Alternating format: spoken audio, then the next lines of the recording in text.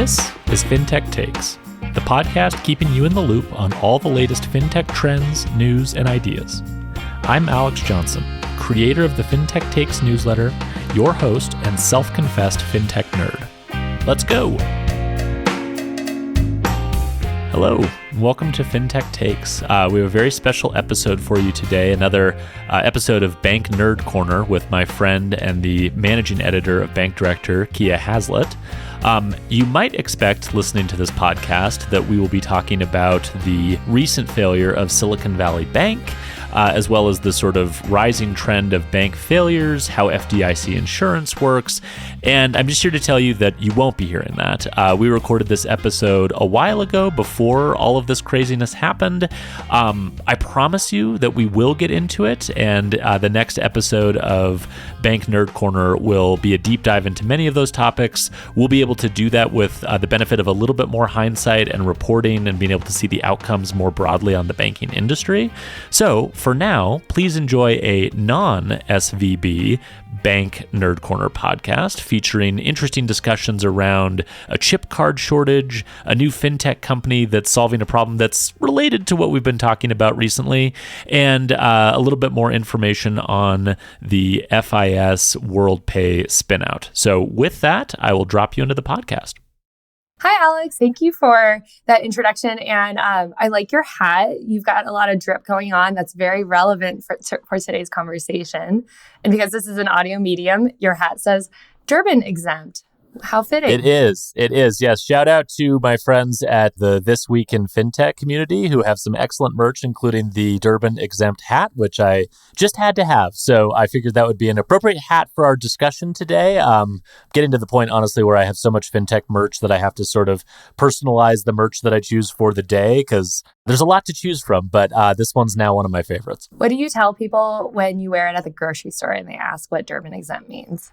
You know, Kiah, I have a whole plan for how I'm going to explain it and why it's exciting and getting them on board. And then they don't ask. They don't ask. They just don't ask. They're like some nerd thing that I don't care about. And they don't even ask. So I'm just praying for the day when someone at the grocery store asks or my son's preschool teacher asks or whatever. I'm ready to go. I have a whole spiel, but sadly, that has not happened yet. So, well, let us know when it does. I'm really excited to see how this story ends.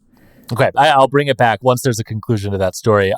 Speaking of conclusions to various stories, I'd love to start, as we typically do on this podcast, breaking down some recent-ish news from the banking ecosystem. We have a couple, I think, interesting stories that are worth kind of pulling apart and nerding out on. And then, as a reminder to the audience, after that, we will sort of hone in on sort of a wait but why question. So something that's maybe obscure or interesting or that we don't quite understand or that maybe the listeners don't quite understand, and we'll try to sort of explore what the hell's going on there. And then we'll end with a possibly unanswerable question. So poking a very, very broad, maybe useless question, but something that we think is interesting and that might generate some interesting discussion. So Kiah, you ready to go? Yeah, hit me. What do you got this week?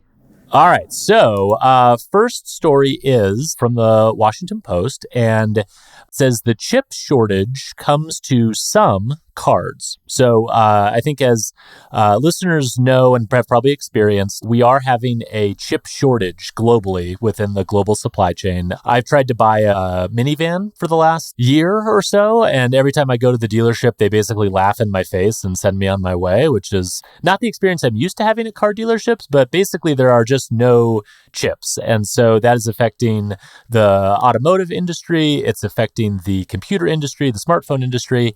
And interestingly, and this is not something I realized until Kiah, you sent me this article, it's affecting the credit card and debit card industry as well. So by way of background, in the US, we shifted to chip cards or EMV cards around 2015, 2016. And the reason that I know that date pretty well is in 2015, I actually started working as the director of research at Mercator Advisory Group, leading all of their credit card research.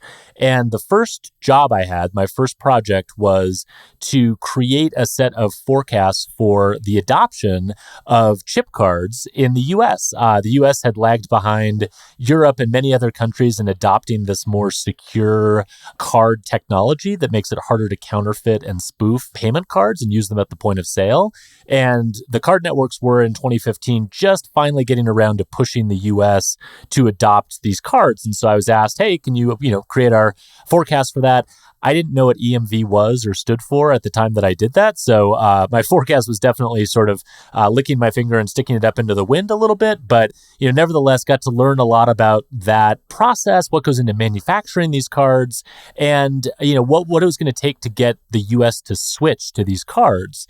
And what was interesting was that a big lever that was used to drive the adoption of these cards was a liability shift that the card networks mandated. And so the basic idea was that traditionally, credit card issuers, banks, have been responsible for the liability for fraud that happened at the point of sale if there was a fraudulent transaction. However, in order to get merchants to upgrade their point of sale systems, which was kind of the big holdup in terms of getting chip cards out into the market, because there's no point in giving people chip cards if they're just going to swipe them because the terminals only accept mag stripes and not chip cards.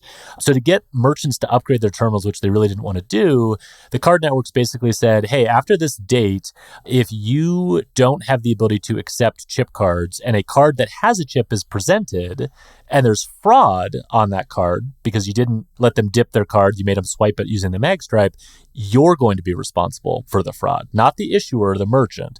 And so that was a big stick that was used to encourage merchants to adopt them. And merchants grumbled about it, but ultimately we ended up making the shift over to EMV cards. According to this article, chip-enabled cards were swiped for 85% of transactions made in the US between July 2021 and June 2022.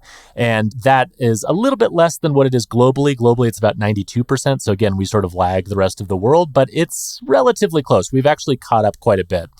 The challenge now, though, something that I did not anticipate, is that the lead times for producing chip cards, so if you order new chip cards, are now averaging 20 to 25 weeks, according to this article. And that compares to a pre-pandemic range of like 10 to 14 weeks before. And so essentially, it's doubled in terms of the length of time it takes to get these cards.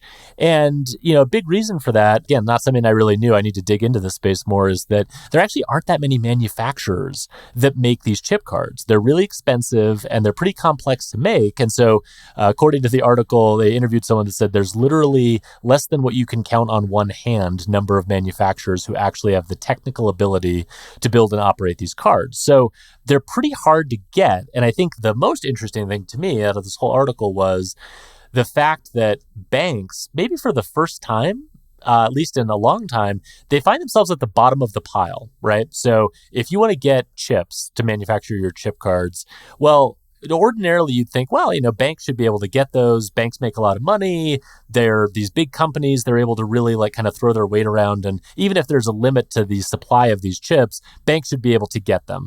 That's not true, though, because banks have to compete with all of the card manufacturers, all the car manufacturers, all of the smartphone manufacturers, all of these other companies that want chips that are actually much bigger, higher margin businesses that are sort of muscling banks to the side. So the takeaway from this article was that, big financial institutions like American Express and Chase and Discover, they don't really seem to be suffering too much in terms of this supply chain delay. But credit unions and regional banks, kind of the bottom of the totem pole in this chip card world, they're really struggling to get these. And I don't know, Kiah, I'm just fascinated by this story.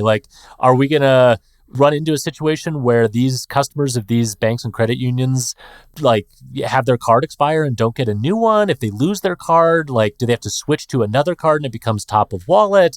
Is there some weird effect on the liability for fraudulent transactions? I don't know. What did you think of this story? Well, I was also delighted by this story. Supply chain snafus are popping up in a variety of places, and I did not expect credit or the literal cards themselves to fall prey to this. It does show that, I think the EMV shift has taken hold. Banks are not seeming to offer cards that don't have chips. They are just really quoting customers on long lead times.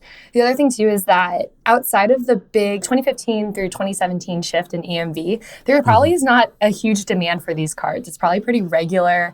A bank can probably count on issuing X amount of cards a year to new customers and then X amount of cards to that are lost or replaced or expired. And that's probably kind of a known amount. But I was fascinated also to learn that there's just a lot of competition for these cards and that consolidation has impacted availability in this space. I joked that this is why I have 10 credit cards. This is not why I have 10 credit cards. But one benefit of having 10 credit cards is that I do not fear losing a card and being lost without one. I have backups, but I guess other people kind of manage their life and finances differently and maybe have fewer backups to reach for if they lose a card. And then the other thing I was wondering is, does this change like virtual card issuances? I'm fascinated by how if you lose a card, you're probably deactivating it from your wallet, from your digital wallet. So you can't use that card. But is there an opportunity for banks and credit unions that are struggling with this to maybe issue virtual cards that might be serviceable in the digital wallet or at a point of sale terminal that can take that type of payment or be used online? What are your thoughts on this? Could we get some sort of additional technology adoption if it helps banks service their customers a little faster? Yeah, I thought the exact same thing. I mean, I think virtual cards have sort of quietly become kind of a monster in the industry, actually, because the technology is finally sort of caught up to being able to issue cards on demand, to be able to provision them to digital wallets, to be able to issue one-time cards, cards for special uses, cards that are limited for a certain amount of time. And so essentially the cost to issue a card, if it's been decoupled from its physical form, has really kind of plummeted, right? And there's a bunch of issuer processors that specialize in issuing virtual cards and building sort of experiences around that virtual card issuance. So I definitely do think that is very, very possible. I think one thing that is kind of an interesting competitive challenge as it relates to virtual cards for banks is I think banks have been kind of reluctant to push the idea of virtual cards to their customers and educate their customers about virtual cards because they don't really like those cards being provisioned to the mobile wallets that customers use, right? Because they don't actually want them used. Not really, right? Because like if you think about it from like an Apple Pay perspective, Apple takes an extra slice of those transactions because of the special deal that they've arranged with MasterCard and Visa for when you use, a bank's card in Apple Pay. And so I think that banks are kind of a little bit stuck between a rock and a hard place in that I think they would want under normal circumstances to go, hey, you don't need a physical card, like just use virtual cards. Here's a whole interface. I will say that like Capital One as an example does a really good job of like, they have a browser extension that you can upload where whenever you're like checking out or buying something online, the browser extension automatically activates and offers to create a one-time digital card for that purchase. Oh, that's cool. Yeah. And so it's like a great way to manage security. Yeah. You can actually, I sometimes secretly use it for like free trials where I want something, but I don't want to keep paying for it. And so I set up the virtual card and then I set it so that it expires like the day after I make the initial purchase. And then they can't automatically charge my card once the free trial ends. So virtual cards have a lot of utility, and there are some larger banks, I think, that are kind of starting to adopt them and push them onto their customers. The thing I think might be an interesting way out of this rock and a hard place, though, for banks is what EWS is cooking up with their new digital wallet that they're supposedly working on and going to be launching this year. Maybe that's the mechanism for banks to get more into the digital wallet game and go, no, virtual cards are great. And by the way, if you're going to do a virtual card, you should download our wallet and use this one. So maybe that's when we'll see this logjam kind of break apart. Yeah. And I think this is just a good reminder that for as innovative as we think of technology and fintech and the idea of money, so much of banking is still conducted in like either in a physical channel, in a physical transaction, or with a physical item. And that, I think this will come up later when we talk about some more payments, but just the instrument by which we use to make a payment, when we have a disruption in that space, it kind of reveals almost the wizard behind the curtain that we can talk about all these innovations about virtual cards, about virtual wallets, and then we come back to the fact that literally two companies are making the chips that go into our credit cards. And then if you lose your card, you can't get a new card, and then you don't have access to money. And I think it's so interesting to reflect on those moments when there's just a real gap between what's possible and what actually is how people use and spend money. No, absolutely. Well, and I mean, I think even like, I was thinking about like, okay, well, if this happened to me, well, I could start using cash like on my day-to-day basis until it happens, except what if you lose your debit card? Right. Yeah. Then I can't get to the ATM. Right. So it's like, I mean, literally my only alternative would be go into the bank branch and fill out a slip to get cash. Like, that's insane, right? Like going from like having my card and being happy. No, yeah, we can't let that happen. So hopefully, don't go to bank branches. No, yeah, like last absolute worst case scenario. Kiah, do you want to jump to the next story? Yeah, and I don't want to be a hater. I think innovation is good for a lot of people. But you sent me a story, and I texted you back. What the heck is this? The story you sent me was that ModernFi, which describes itself as the first tech-enabled marketplace that allows banks to exchange deposits on demand.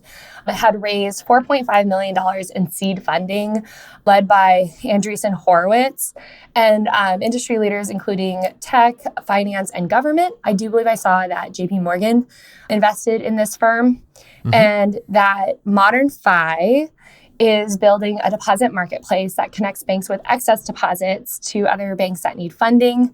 This is so banks can manage their balance sheet liquidity with additional funding sources. They are working with banks between 500 million and 100 billion. So this is a really big range of banks, real small community banks and real big regionals. And my question to you was, what is this? How is it different? And doesn't this already exist? Do you have any comments on this product before I kind of get into why I was so confused about it? Yeah, I mean, so I'm going to let you take most of the lion's share of the commentary on this one, because I know this is an area you've spent some time thinking about and looking into. But I think I had the same reaction, which is you see this a lot in fintech where these companies come in and they discover a problem, right? That's like, oh, look at this. Look how this works. This is amazing. Like, it's so antiquated and there's no technology involved in this. And like, we could make this so much better and faster and more seamless. I actually, in a previous job, spent some time researching like the loan syndication market, which is kind of the same thing, right? Like, credit unions and banks syndicating out shares of the loans that are on their books to other banks and credit unions so they can kind of share that and diversify their risk and their revenue. And there are companies building sort of marketplaces and tech-enabled marketplaces for those. But I think what they discovered, and I think what ModernFi will probably discover as well, is a lot of this stuff has been happening relatively efficiently for a long time, right? Like, it's not like banks woke up and were like, oh my God, what happens if we don't have enough deposits or we have excess deposits? What do we do? Like, there are plenty of established mechanisms, which you're going to get into, for how this has traditionally worked. And I think that, a lot of times fintech founders look at those things and go, well, there's no tech, that must mean it's bad. And that's not a safe assumption, right? Like, just because it's a little bit more of a manual process or just because it is more of a relationship-driven process doesn't mean it doesn't work well, doesn't mean it doesn't satisfy the needs of those banks. So, like, go off on this in a little bit more detail. Like, what are they doing that's different or that has already existed in the market? Yeah, I clicked every single link on ModernFi's website, trying to figure out basically more specifics about this product and then also what makes it so different than existing products. And I also read a couple of the blog posts. Look, I think liquidity is hot. If you follow me on Twitter, I'm talking a lot about it. And there's a lot of different liquidity facilities and wholesale funding avenues that banks can use, and they exist. I actually don't know how tech-enabled any of these places are, but there are, in my experience, there is like just regular wholesale funding line from the FHLB, bankers banks. There are exchanges like the American exchange that generates the Ameribor rate. So the Ameribor rate is the rate that different banks will post excess funding, and then another bank accepts, buys the funding, pays the rate. And then all of those different rates are averaged into an exchange rate. So that's the wholesale funding rate on Ameribor. You can use that instead of LIBOR or SOFR. SOFR is a secured funding. Ameribor is unsecured. So this is a really good rate for banks. So that when I saw the deposit enabled marketplace, I was literally like, is this just like a liquidity exchange where banks can post their liquidity? There's also to keep going on, there are brokered CDs. There Yep. are listing service websites where banks can post how much they are willing to pay for a CD. There are reciprocal deposit networks like Promontory, IntraFi now, where banks that have more like an account that's above the deposit limit can post that account or the excess of the funds and then reciprocate funds with different banks that also are in the same position. So everyone retains deposit funding.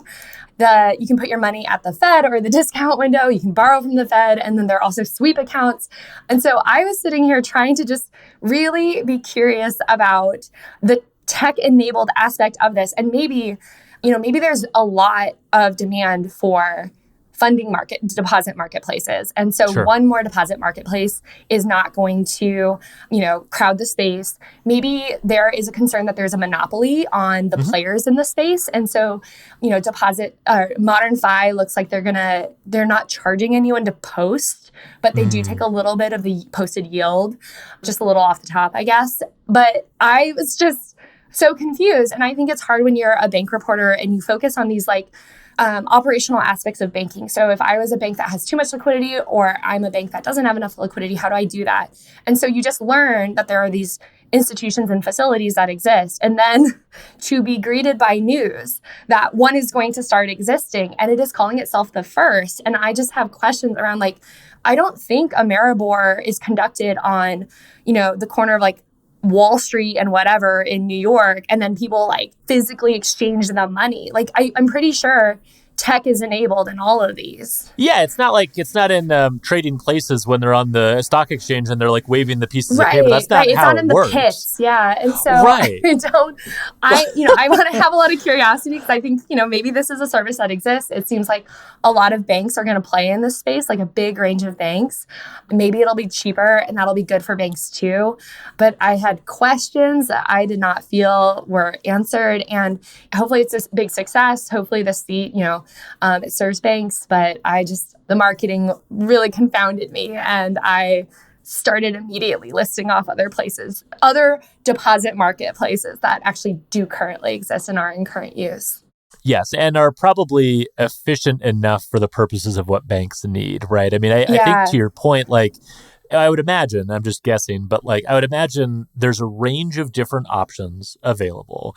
And the options that you choose relate to how much time you have and what the level of urgency is. So there's some where you'll pay more to get access exactly when you need it. There are ones where if you have a little bit more notice and you can kind of plan around it, you can get a better deal. There is probably a certain degree of relationship-oriented stuff that happens here. That's true in every part of banking.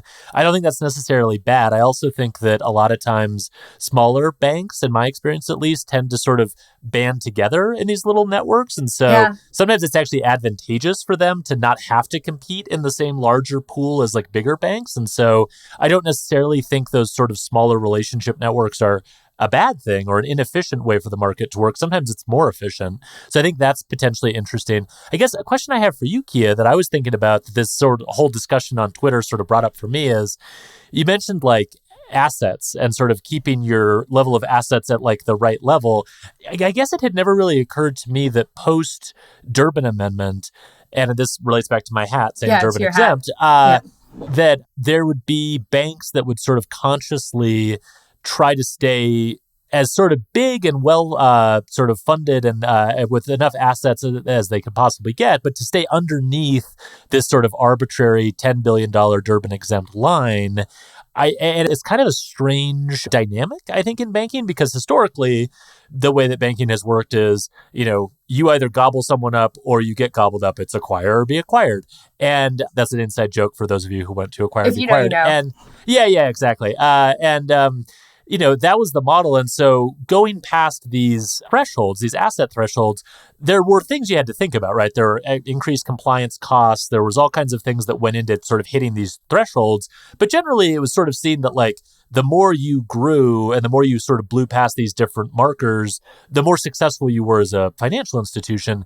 And the Durbin Amendment and banking as a service and all of these different things have sort of monkeyed around maybe a little bit with that incentive structure. What's your take on that question? So the Durbin Amendment made a line and it created a very distinct incentive for banks to stay under it. And if a bank was going to go over it because of the change in interchange, banks could actually calculate how much money they needed to make up their lost interchange. And oh, interesting. And so what we saw from right after the Dodd-Frank Act is we saw a couple of banks really need to calculate how they were going to go over it.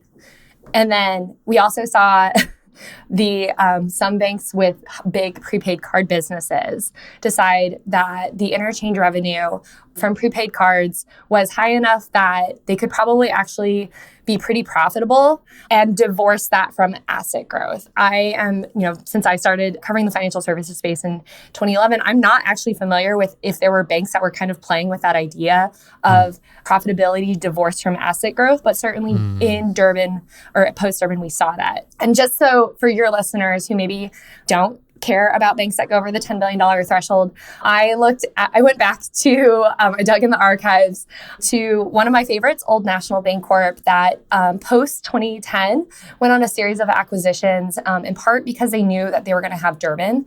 And I thought Old National at the time really did a good job of explaining the Durbin impact. So in 2013, at the end of 2013 and the beginning of 2014, they announced 2 deals that are going to add $1.6 billion in assets to their $9.5 billion. So this is definitely going to send them over. They had actually calculated back in September 2013 that they were going to need to add $2 billion in assets to make up from their loss of interchange of going over. Going over Durbin or going over $10 billion is going to cost them $7.8 million in interchange income a year.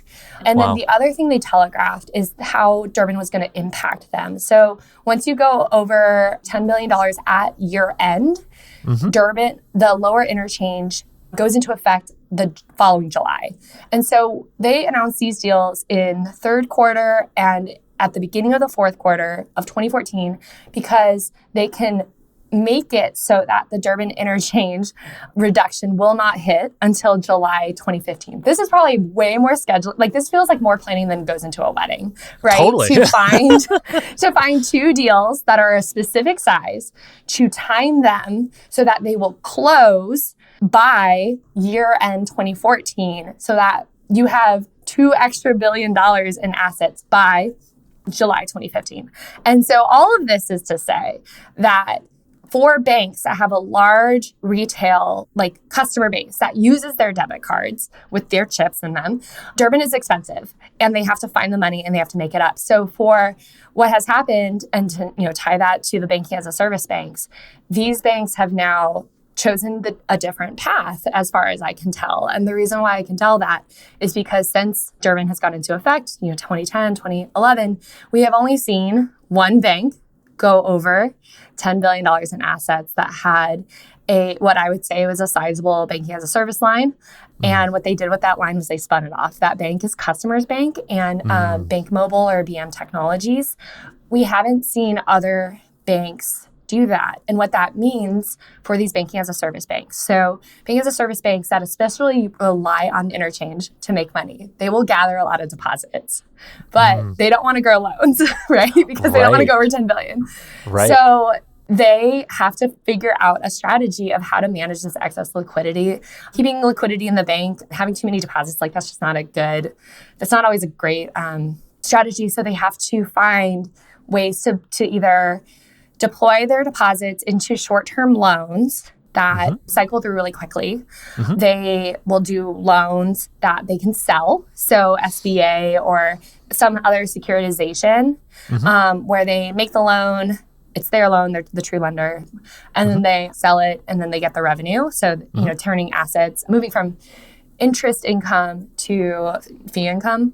And then they will also use sweep accounts, or they'll just push the deposits out of the bank so that they retain the FDIC insurance, but that the bank doesn't have the liquidity itself. And this is just such a specific problem for, or like, I don't know, strategy for these banks. And I think about it every time I hear about banks entering banking as a service is that, yes, you'll get some marginal fee revenue potentially. Yes, you'll get deposits, but do you actually now have a strategy of how this business line fits into your asset growth? And have you decided if you're willing to stay under 10 billion for forever and grow in other ways that aren't related to assets? Do you have any thoughts on this playbook that's being written in the 10 plus years since Durbin?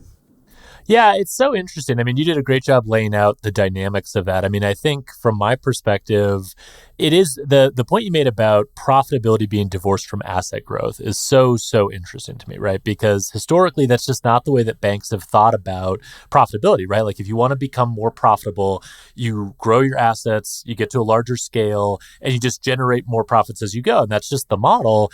And this is like this weird, it's almost like, you heard the stories of like sea lions that will like sort of get up like a river and then like will somehow jump into like a lock or a dam.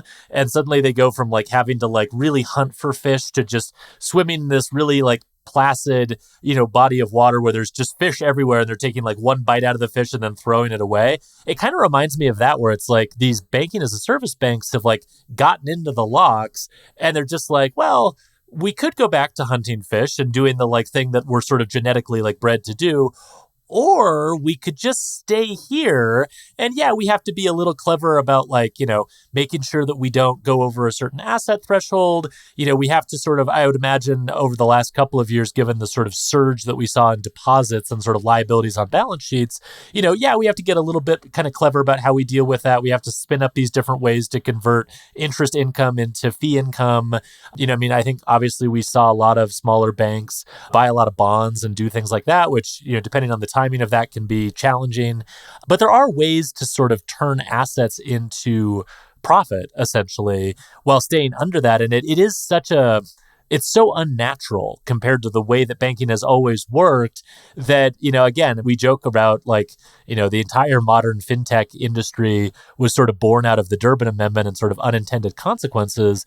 But that actually is kind of true for a segment of banking as well. It's not just fintech that sort of had this new life that was born out of the Durbin Amendment. It's a segment of banks as well. Yeah. Also, I didn't really expect the sea lion analogy. So thank you for that. No problem. It's what I do. I will also say that, these banks that add banking as a service, we have like what I call the OGs. So we have Pathward, Meta, Green Dot. If you'll recall, maybe like in 2016, 2017, 2014 even, both of those banks sold off their traditional commercial business lines. They realized like just the assets were not, and how those banks have to manage the risk of those loans was a little distracting or too long of a time horizon. I was going to say, commercial loans are not exactly cycling off your balance sheet quickly, right? And so we also saw, I remember Pathward, I believe, bought an asset-based lender. So asset-based lending is a very interesting line of business, really tech-enabled if you're looking for that. But I think now I would just love to be a fly on the wall of these strategy sessions of banks that want to do this lending line or want to do banking as a service. And then are like, well, what are we going to do about our commercial lenders, right? Yeah. Like Coastal still manages a community bank that is a commercially focused bank in addition to their tech unit. And so, maybe that is a bank to watch on how they manage that unit. Do they do shorter loans? Do they start doing loan sales, right? Something that uses the deposits that they're getting in a way that's profitable. They can put them into, they can put these very cheap deposits into loans that, maybe are like 2% or 3%, and then sell the loan and get the fee income. But it's just a really big strategy consideration. I think banking as a service has really turned and inverted some of the incentives that we have in banking and how you have to think about, what is a good bank. When I wrote my story about banking as a service, I was actually really struck by the size of the customer accounts at some of these banks. By customers, some of these banks that are under 10 billion, maybe even under 5 billion, are like in the top 50 of banks in the country. So they are big banks from, these compliance perspectives, and then also from just like probably the amount of people needed to manage those types of accounts. But they are small banks in this other way. And again, in banking, we have these like really old-fashioned ways of thinking about bigness and smallness, and it is asset-based. And Yeah. I think for some banks, that is increasingly irrelevant, and it is not useful to think about complexity in banking as it relates to assets or size. Yeah, no, absolutely. Well, and I think the other part of it that factors into it is just like, what is the ownership of the bank and how does that part of it work? Because, I mean, just thinking selfishly, if I was, the sort of majority shareholder in a private bank that was growing to a certain size, profitability without having to deal with growing assets is not like an unattractive idea to me, right? Or probably to my other shareholders. And so I do think there is an interesting sort of alternative path. And the last thing I'll say on this before we move on is I do think, to your point, there is like a cultural element to this too, right? Because, as anyone who's sort of worked in the banking as a service space knows, banks that are really good at banking as a service look totally different in terms of their employees, the sort of distribution of different types of jobs within their bank, the just sort of operating rhythm and like culture of the bank. Like banking as a service is tech focused. It's all about partnerships. It's all about sales. It's all about sort of building the right tech stack and having the right integrations. It's really heavy on compliance for obvious reasons. And, in contrast to that, commercial lending is a very good old boyish sort of, like it's just like, if you're a good commercial lender, you have good relationships, you know all the different sort of potential clients and current clients in your little patch. And it's much more like enterprise sales and relationship management than it is like tech enabled building to scale. And so I do think that banks that sort of find themselves at this sort of juncture really do probably for the most part have to decide, do we want to continue to be in a commercial bank or do we want to go down the route of being a banking as a service bank? Doing both at the same time is like, I don't know, like being a professional baseball player and a professional musician at the same time. Like it's just two different parts of your brain. I'm not sure are going to work. Yeah. Absolutely. Yeah. And again, it'll just be really interesting to see if any other bank that has a big banking as a service business ever goes over 10 billion. I am fascinated by the growth stories of these institutions because it is just so non-narrative. Right. No, absolutely. Should we jump to our wait, but why? Yeah. So, Alex, I've got a question for you because I don't tend to see this in the bank space. I read that FIS, which is a large core provider of many banks, so that's why I'm familiar with them, but I'm assuming they have other capabilities than just providing the pipes of banking, is spinning off a company they acquired called Worldpay that they had acquired for $43 billion.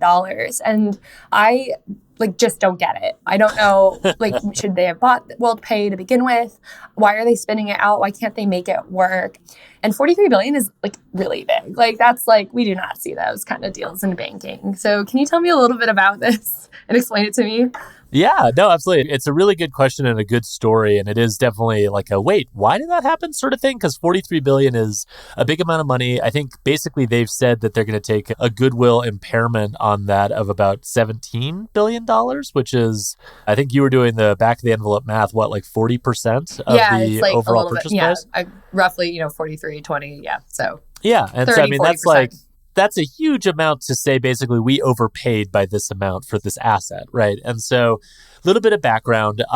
You're right. FIS is a massive core banking provider. They do all kinds of stuff within the banking space. They're sort of one of the big three tech vendors that, pretty much all banks work with.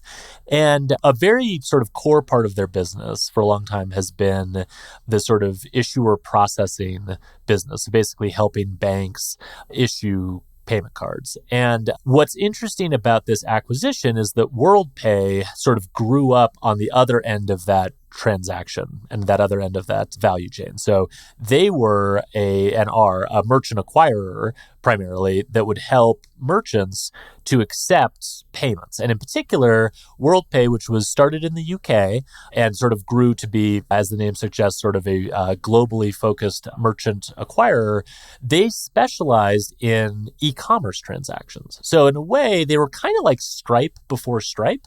It sounds sort of silly to say that now, but it really is the case. Like back in the late 90s, early 2000s, first .com boom, a lot of the e-commerce payment transactions were going through Worldpay from a merchant perspective. And, the payment processing business, and particularly the merchant acquiring business, really became, over time, from a market competitive perspective, a game of scale, right? I'll shout out Mark Rubenstein at Net Interest, who wrote a great piece sort of outlining the history of Worldpay. If you haven't read that, you should go check that out. It's really great. But one of the things he sort of talks about in that piece is just the fact that Worldpay, because it was competing in an environment where scale mattered, and the more scale you had, the better pricing you could offer, and it was just a market where it really wasn't focused on like how good objectively your merchant acquiring capabilities were. It was really just a function of like pricing power, scale, the number of different sort of countries you could operate in. Worldpay really grew through acquisitions, right? So its strategy really became sort of centered on M&A and sort of acquisitions, mergers, ways they could grow sort of inorganically in order to increase that scale and increase their pricing power in the market. That worked for a long time, but eventually what they found was that while they'd been very successful in Europe, where they were originally sort of growing, they had a hard time cracking into the US market because a lot of the core sort of value propositions of the platform they had built were really built around helping to facilitate commerce transactions in whatever currency the person who was making the purchase was local to. So they were really good at working across multiple countries, like in Western Europe. Not so good in the US, where we don't have that problem. And there was a much more sort of concentrated set of market competitors on the merchant acquiring side. So when they came to the US, they also went through a couple of additional mergers and acquisitions. Vantiv was one that they went through very early. And then eventually they got to a point where they started talking to FIS, and FIS acquired them or merged with them. And the takeaway from the sort of FIS Worldpay merger at the time, the rationale for it was, well, FIS is on the issuer side of this value chain, and Worldpay is a massive player on the merchant side of this value chain. And so if we, this new combined FIS Worldpay entity, can control both, well, then we are controlling both sides of that transaction. There should be lots of natural synergies for being able to apply what we do on the issuing side to what we do on the acquiring side and vice versa. And so they could kind of create like a more sort of efficient, streamlined, intelligent, almost network for connecting the acquiring side and the merchant acquiring side together. What ended up happening, though, is those synergies never really manifested. And the reason for that is that both of those companies are just massive and have grown tremendously through acquisitions. And because they've grown so much through acquisitions, they don't have one cohesive code base or technology platform. They have dozens of different ones that they've acquired and have sort of wired together loosely, but that don't work all that well together. And so the vision for combining these two assets was we can take these two different products and combine them together. But it's really like trying to combine dozens of different products together, having to manage all of these very complex technology stacks that don't naturally play well together. And when you compare that to the competitors that are in the merchant acquiring space today, companies like Stripe and Adyen and Shopify and Square, those companies all have a single code base and a single platform, and they really haven't grown for the most part through acquisitions. They've grown through offering a really great integrated technology platform for merchants that offers more value. So they don't compete on the same dynamics of price and scale that Worldpay was used to competing on. And so this Worldpay FIS combination, Kiah, you'll like this analogy. To me, it kind of reminds me of like the Milky Way galaxy and the Andromeda galaxy, which are actually on a collision course and in like 4 billion years will collide with each other. And that sounds really like dramatic and interesting. And I'm sure a bunch of cool things will happen when that happens. And actually it won't, because the Milky Way and the Andromeda are massive galaxies that even though they have trillions of stars, they're also spread out, that when these two things collide, really it's just a bunch of empty space combining with other empty space. Yeah, and it's like they'll technically combine, but nothing's going to happen. No stars are going to run into each other. There'll be no collisions or new value that's created out of that. It's the same thing with Worldpay and FIS. There's no collision of value happening with that. And essentially what they're saying with this impairment and plan to spin off Worldpay later this year is, we now recognize there's no way we're going to get value out of this, and we have to just move on. So they can't get value out of it because they can't gut it and then kind of rebuild it with a single code or better codes. They can't. I mean, is the Worldpay model then now over? Like, is it kind of, this kind of bolt on, don't integrate, run separate systems? Is that model not going to work for companies like this? Well, what's interesting about that, from my perspective at least, is that I don't think that model will work particularly well. But I also think Worldpay is an example of, and FIS too, are an example of you kind of can't teach old dogs new tricks. And so I think these companies are so used to growing and expanding their product set through acquisitions and mergers, it's kind of the only way they know how to do business. And so I think even when Worldpay gets spun off, I don't think they're going to go, okay, we need to take a huge amount of time and spend a huge amount of money to totally replatform everything we're doing. We need to basically sort of pause our business, totally like replatform what we're doing, and then go out and compete on sort of equal footing with Stripe and Adyen and those companies.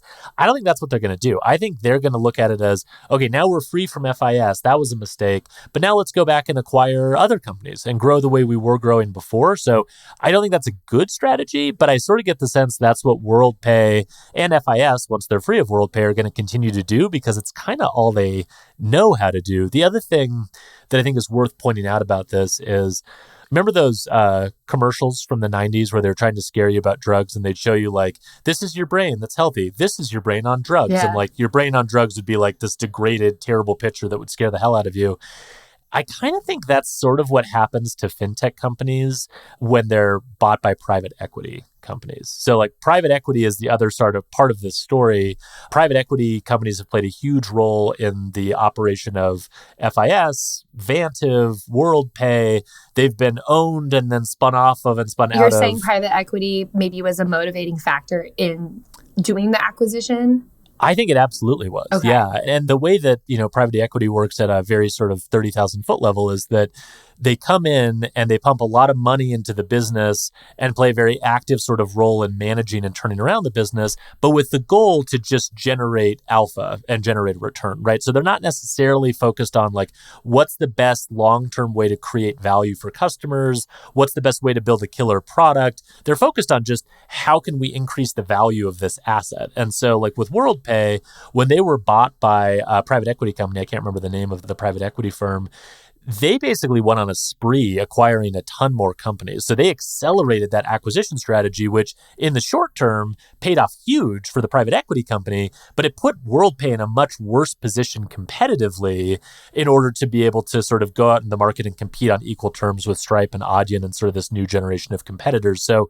I don't know. I mean, not that private equity is going to go away or that like it's necessarily like evil, but I do think that the incentives private equity companies have are often at odds with the goal you would have if you were running the company by yourself, which is let's build the best product and win based on the value that we provide to our customers. That's just not really that model. And I think, in banking, we have a lot of M&A. For the most part, it's banks buying other banks. We do sometimes have banks buying non-banking. And we do have some banks that run payment processing. And I don't know if there's quite as much acquisition activity on that end. But I know that, pricing is really important in banking. I don't know how this deal was valued, but I know that it cost $43 billion. And you'd really hope that you are buying. Banks really don't get credit for revenue synergies at announcement. So that's just like icing on the cake. You get credit for provable cost saves, modelable cost saves. You have to be able to add them up in a column. And then you kind of build your price for the deal kind of based on, it should incorporate those cost saves. And it also should kind of, work for both parties. It should be at, the premium and should be reasonable. There's banks get, kind of crushed if they pay too much. There's just a lot of discipline and public messaging around pricing. And I'm kind of fascinated that this deal was, this goodwill impairment indicates that it was 30% premium above the actual value of the company. So, and then it just seems like they're, from the outside, I have a lot of curiosity around how just, the integration, like was the integration plan to not integrate? Was the integration plan to, and because I do kind of see that it could be very attractive to think about, this kind of horizontal integration and some of the synergies you could get from that. But it just seems so sad to have this total spinoff. And, people are like, it was never going to work. And I don't know, man, it's like, two friends get married and it's like a really expensive wedding. And then people at the wedding are like, that's never going to work. It'll just be, yeah, right. Like let's place bets on how fast they get divorced, right? Like this is not your Galaxies analogy. This is a lot sadder of an analogy. No. Well, I mean, it's to use your analogy, it's like both parts of the couple really like sailing. And so you're like, oh, like she likes sailing, he likes sailing, like this is going to go great. But like if you actually knew them as people, not just their sort of surface level interests, you'd go, they're going to hate each other and this is never going to work. And it's just not compatible at a deeper level. And I think that's the point, right? Is that like there was this sort of top level synergy that was easy for McKinsey to draw on a whiteboard. I'm picking on McKinsey. I don't know if they were the ones who helped sort of arrange this, but that's the type of like sort of whiteboard strategy synergy thing that you see. But the deeper question is like, there's all these little fiefdoms within each of these two companies. Will everyone who runs all those different fiefdoms cooperate for the greater good of this larger initiative?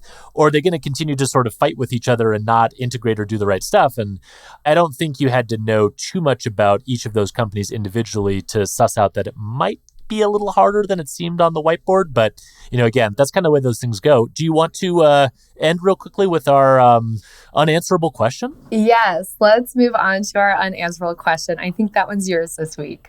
It is. Okay, so mine is, I try to make it super unanswerable and broad. So I'll just ask this question and I'll explain what I mean.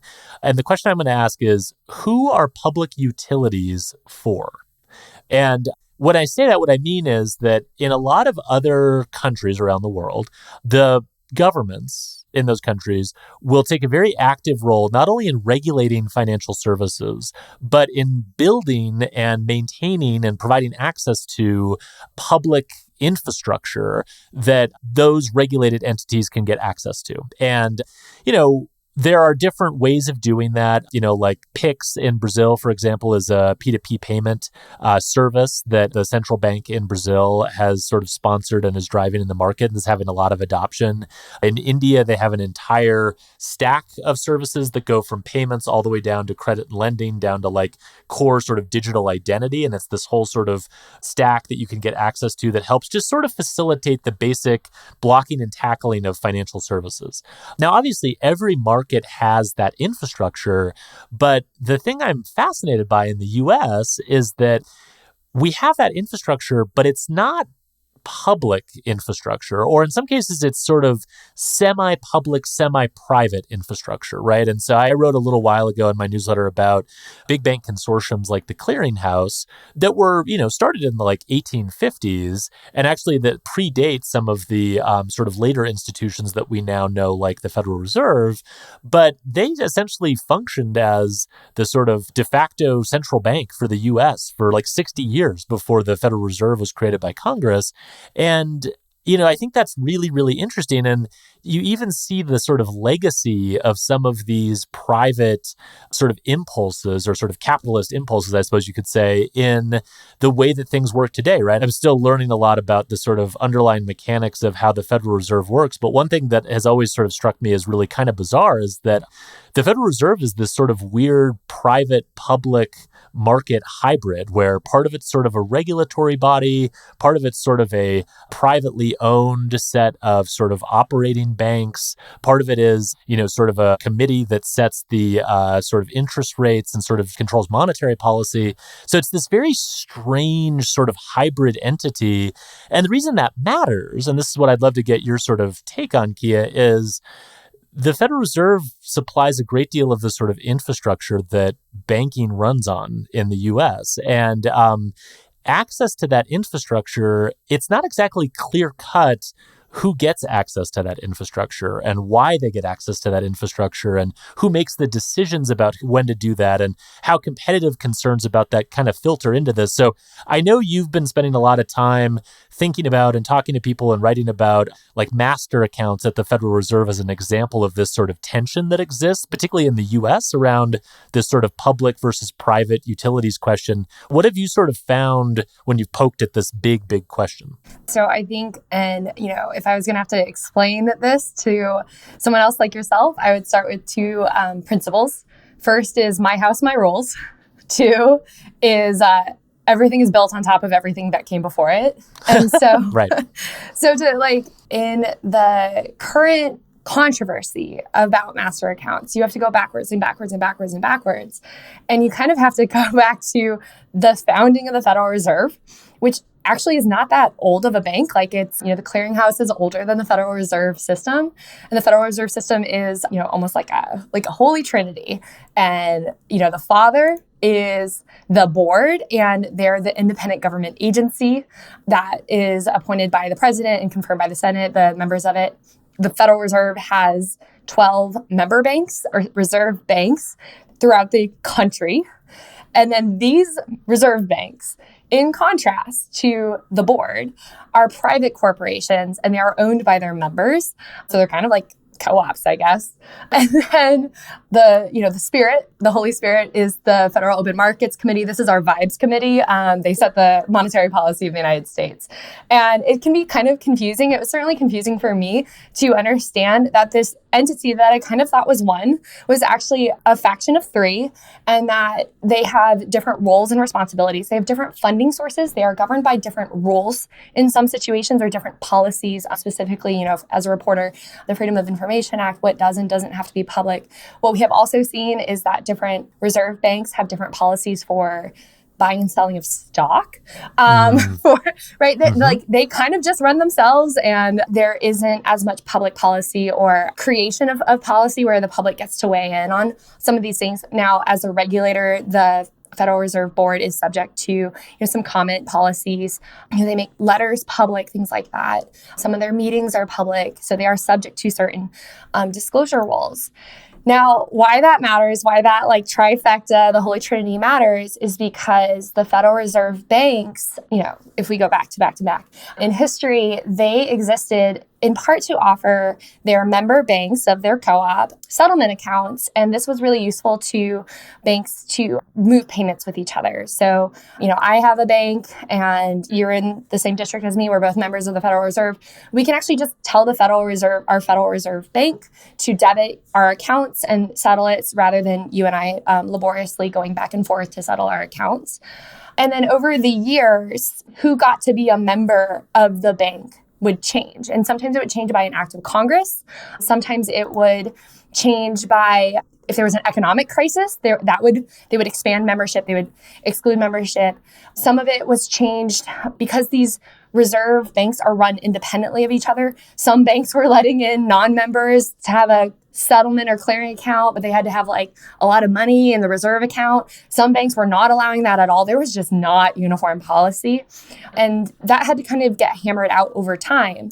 But since 1980, basically, if you have a bank charter plus deposit insurance, which most banks do, or if you have a credit union charter plus credit union share insurance, you can be a member of the bank. And then if you're not a member of the bank, you have to conduct your business through a bank member in order to get the bank. Now, why do I need this? So that these settlement accounts helped with payments. And so as the U.S. payments activity expanded geographically, as technology like the telegram and magnetic checks with magnetic ink, this is all We're going technology. back in time here. This counts, yeah. This Fintech, yeah. Revolutionary back in the day, yeah. It just became really easy to use the Federal Reserve to settle these accounts, again, rather than banks managing it, or using something like the clearinghouse to manage these kinds of payments.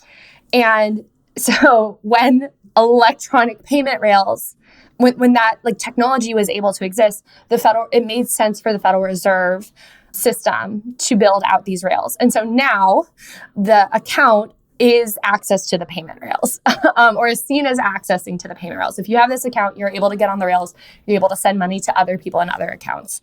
And if you're not able to get on the rails, you have to use another bank, a correspondent bank, a banker's bank to do it. And pay a fee for that. Yeah, and pay a fee, right. And so I've always been fascinated that so much regulation in this country is kind of predicated on, are you a bank or are you not a bank? And what I have learned, and what I think, Julie Hill, University of Alabama professor, Twitter mutual, has done a great job of is explaining that kind of what we see from the outside is we are not seeing the policy and the rulemaking, and we're not seeing the deliberative process by which these different reserve banks make a decision about who gets access. And the reason why is because they believe that because they're private corporations, information that is of public interest. So just to pull that apart then, so what I understand, and I've followed a bunch of the stuff Julie's done, and it's awesome, is that unlike the process that we go through when we're giving someone a bank charter, Application process? Yeah, like an application process, and there's sort of clear sort of requirements around it. We've talked about de novo charters and starting a bank and like what that all looks like. Unlike that, the process for giving someone access to Fed master account, which essentially means access to those rails that you talked about, is technically, legally, there's some gray area in terms of who can be qualified for it, right? And so there's this sort of discretion, if I can use that word, that's given to the Federal Reserve member banks, which again are private companies with private shareholders, that they can, within their region, sort of accept applications from different companies. Now, if it's a bank with a charter and with FDIC insurance, pretty straightforward, pretty simple. It's just going to say yes.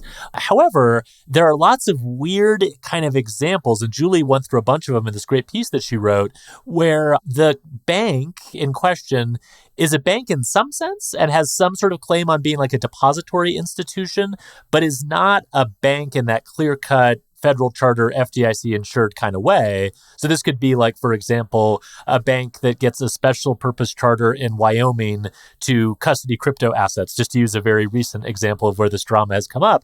And when those sort of banks, a lot of them that are like licensed more at a state level rather than a federal level or whatever, have some novel thing they're doing. There was another one in Colorado that was doing banking for cannabis that was a credit union.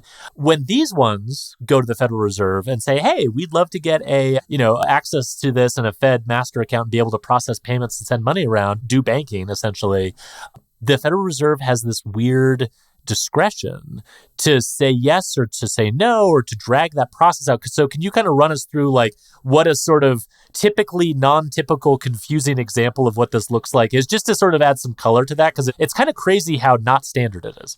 So you are alluding to Custodia, who has done probably more work than any non-bank to make the Fed articulate its rationale. So this goes back to my first principle, which is my house, my rules. The Fed, because the Fed has this public-private hybrid, they basically have been using their discretion about who gets an application. And these applications are not public the way that some of the applications that we file with the FDIC are public. The thing about the FDIC is that's public money. So even though they're funded privately, that's our insurance money. And so the Fed will just, they'll get this application to get an account. Oftentimes, they'll say, do you have a charter? And, in many of the situations that Julie put forward, the company in question has a charter from a state regulator, state banking regulator. And then the next question they'll say is, well, do you have deposit insurance? And so the Fed has been using deposit insurance as a way to get out of not giving the charter or pointing out. Yeah. The other thing that they're using is they'll say, well, do you have an ABA routing number? I guess, I was surprised to learn, I think you were surprised to learn that the trade group, the American Bankers Association, actually issues routing numbers. So there's like 3 things that make it an easy yes.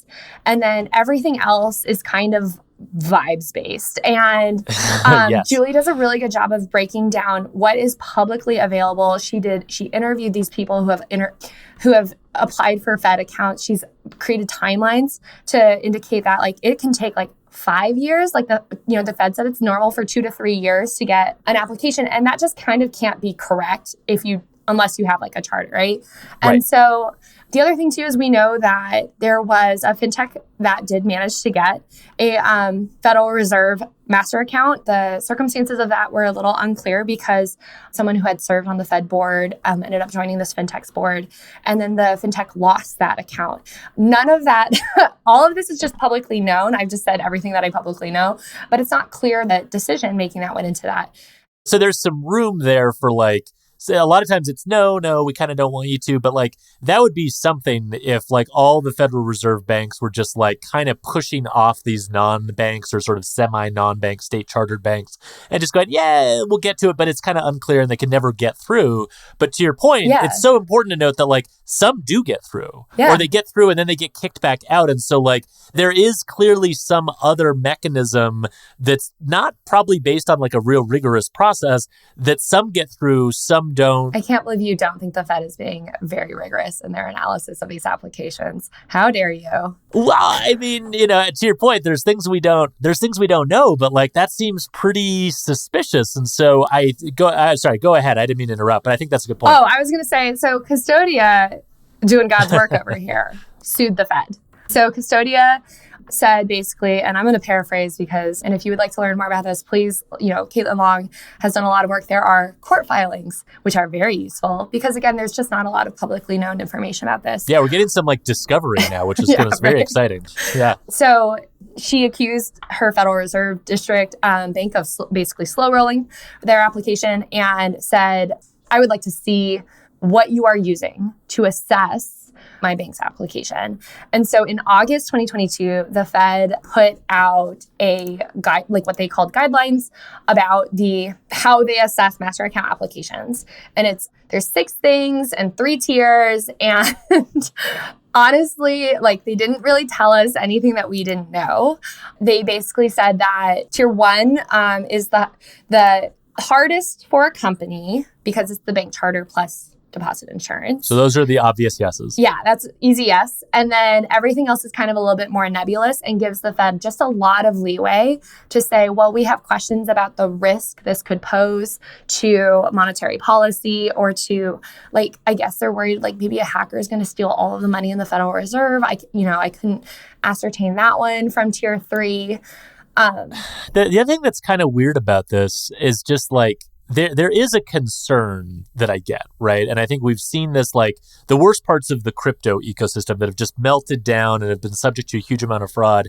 There is an element of like, I'll just make up a hypothetical, but like if FTX had decided to operate in the US and had gotten a state charter from Wyoming and then had applied its copious persuasion and sort of political tools at its disposal to get to a Fed master account, that probably, I don't know that it would have like melted the system down or anything. I don't think that dramatically, but like it wouldn't have been great or a great look for the Fed to have given access to FTX to get access to a master account. That's a hypothetical, but like, also maybe they don't fail. Like that's the other thing too.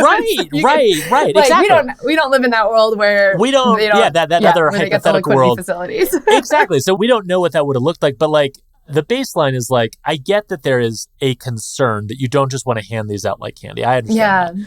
However, I think the point you're making and that Julie's been really doing a good job driving home is that there's just no clarity at all about how this works. And, to your point, you can kind of play everyone off each other. I think you compared it when we were talking before to like the Spider-Man meme where all the different Spider-Men are pointing at each other going like, well, don't talk to us, go talk to them. And they're like, no, don't talk to us, talk to them. Go get an API routing number. Go get a bank charter.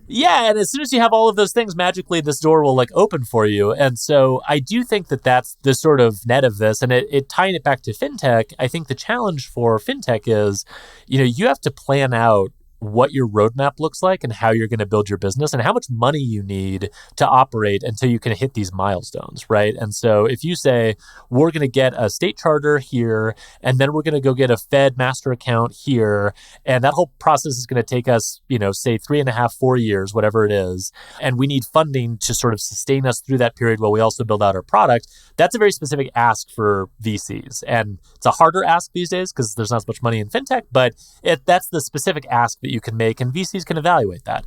The challenge, though, as this is sort of driving home, is if the Fed is just going to drag their feet and just sort of hope that you go away or just run out of money before you take them to court, that's not a predictable or repeatable process.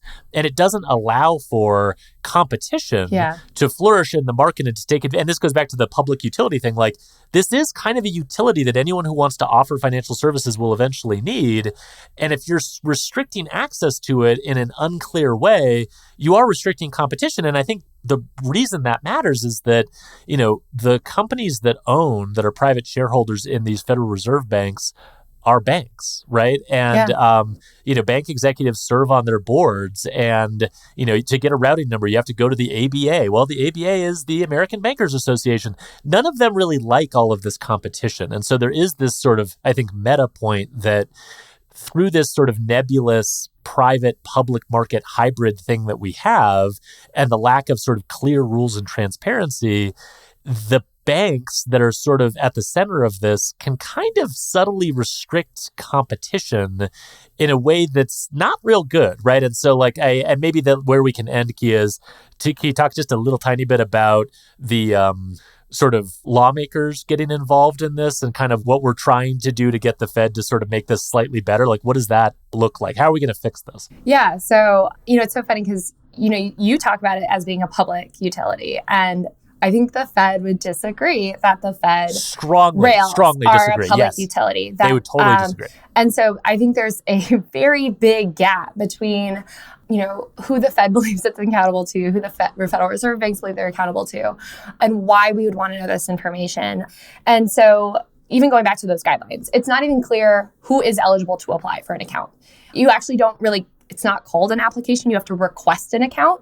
You can't just apply like that. The arbitrariness to this process that has been revealed by Custodia and other novel banks trying to get these rails and to determine why is it that payment activity is so sacred that it needs to be protected to this level that only people who hold a special thing called a charter, plus some insurance, get to access it. And I think that there's probably some bigger questions about the role that payments plays in banking and, how many payment rails should we have? And I don't know, you seem to be getting a little socialist out here. I'm trying to, not you totally, heard it first. but Alex wants a socialized payment system. I really kind of do, actually, honestly. But, so I think one of the first steps here, honestly, I think Congress could tell the Federal Reserve to open up access to payments or to articulate. They could do that. They could pass a law.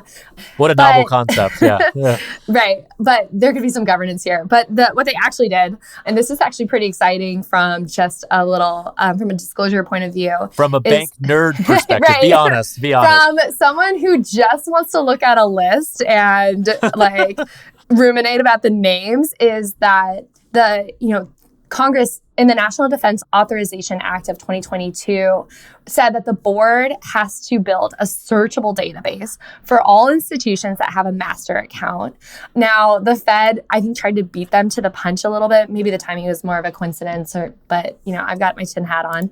And they said that they'll just publish a list. And Julie, I think, and I'm going to be on Julie's side here, the searchable database by institution name, by city, state, maybe by Federal Reserve Bank district is going to be better than just a list. We talked about this last week or last month about the similar bank names, but I'm just going to be so, I think you can just assume any bank in the country, if they are not a member of the Federal Reserve, could be a member if they wanted to. They have no problems getting an account. What's going to be interesting is everyone on that list who holds a trust account or trust charter, and then any other type of special institution that works in the financial services space that doesn't have a bank charter that does have access. And I think it's going to be really interesting to see basically who is let in through the door and who wasn't.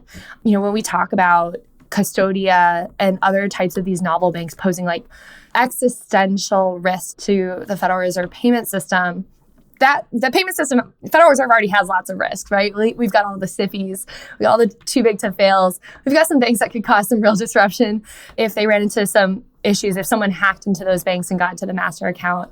And so it's so interesting to think about where we're weighting risk. And I think that list is going to be really useful to even start having a conversation about, why this company, why not this company? And, I'm always curious as a reporter to see who doesn't want me to see this information. I want to see it more. And so I think the Federal Reserve, by fighting this application and really by going to court, has found itself to be more accountable than it's been in a while to articulate its decision making. And if you don't like those decisions, they shouldn't be as arbitrary and capricious and as you shouldn't find out in these ways who gets these accounts. This is not how we want to be running this access privilege base essential payment function in the United States, right? A public utility. It's not a public utility. It's a I know it is. It's a public utility. No. Okay, so we'll gavel our argument off there. I will say that Julie Hill, you have an open invitation once this list is public to come on and like nerd out with us on this. We can, raise a toast to slightly better transparency as it relates to all of this. The smallest of crumbs that we're getting. We'll celebrate so much. Yeah. This has been super fun to dig into and really fascinating. Kiah, thank you for joining me, and we'll see you next month. Yep, see you. Thanks so much, Alex. Thank you. Thank you for listening to this episode of Fintech Takes. Stay up to date with emerging companies and the latest fintech trends by subscribing wherever you get your podcasts. And if you love Fintech Takes, please tell a friend. I'll see you next time.